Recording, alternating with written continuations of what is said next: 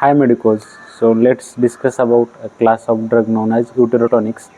So these uterotonics are used in treatment and prevention of PPH, that is postpartum hemorrhage.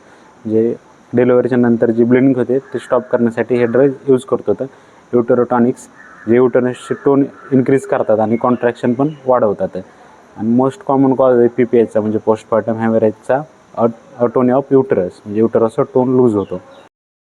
तर drug of choice oxytocin आहे PPHच्या treatment आणि प्रिव्हेन्शनसाठी पण.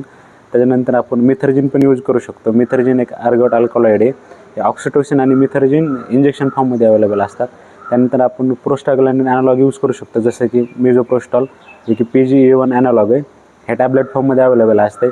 त्यानंतर आपण कार्बोप्रॉस्ट पण यूज करू शकतो, जे की PGF2 अल्फा अगोनिस्ट आहे, हे पण प्रोस्टाग्लॅंडिन ॲनालॉग आहे.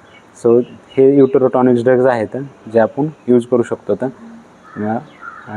ट्रीटमेंट आणि prevention of PPH, that is postpartum haemorrhage.